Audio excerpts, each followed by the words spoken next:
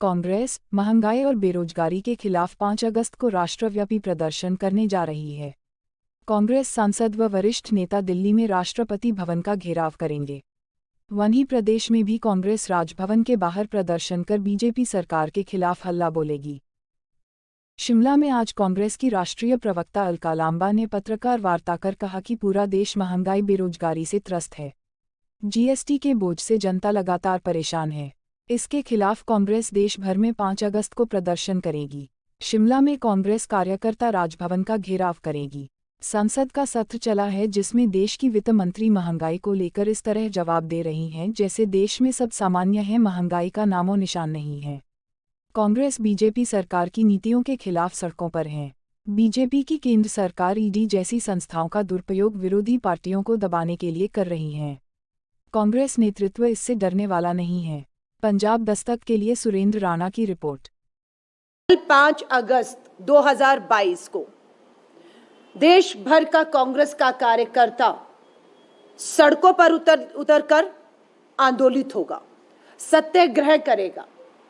भारतीय राष्ट्रीय कांग्रेस ने तय किया है कि कल हमारे जितने भी सांसद दिल्ली में हैं, वो राष्ट्रपति भवन की तरफ कूच करेंगे।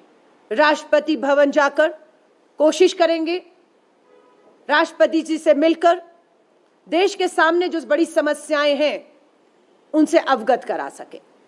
उसी के साथ हमारा देश भर का कांग्रेस का कार्यकर्ता राजधानी दिल्ली में प्रधानमंत्री आवास की तरफ कूच करेगा।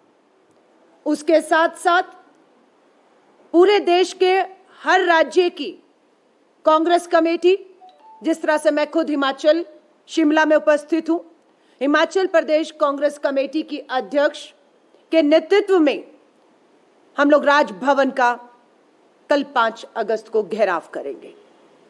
ये देश के हर राज्य में हर भारतीय राष्ट्रीय कांग्रेस की इकाइयां राजभवनों का घेराव करेंगी। मुद्दा क्या है?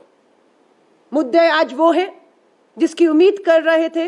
लोकतंत्र में जब संसद सत्र चल रहा हो तो उम्मीद की जाती है कि संसद में चुने गए सांसद लोगों की समस्याओं को उठाएंगे और सरकार से उसका हल, उससे राहत मांगेंगे। पर दुख और चिंता की बात है कि संसद सत्र 18 जुलाई को शुरू होता है।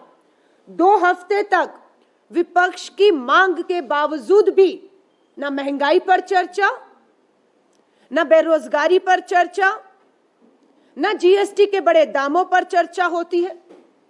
लेकिन दबाव विपक्ष का भारतीय राष्ट्रीय कांग्रेस का जारी रहा, जिसके सामने देश की तानाशाह सरकार को झुकना पड़ा और 1 अगस्त को संसद में महंगाई पर चर्चा का विषय लाया गया। भारतीय राष्ट्रीय कांग्रेस के सांसदों ने महंगाई, बेरोजगारी, बढ़ते जीएसटी के दामों के साथ ठेके पर आई अग्निपथ भर्ती योजना के खिलाफ चर्चा मांगी और उस चर्चा में हिस्सा लिया। लेकिन जब देश की वित्त मंत्री जवाब देने के लिए लोकसभा में आई तो उनका जो बॉडी लैंग्वेज था उसमें कतई भी संवेदनशीलता नहीं दिखाई दे रही थी।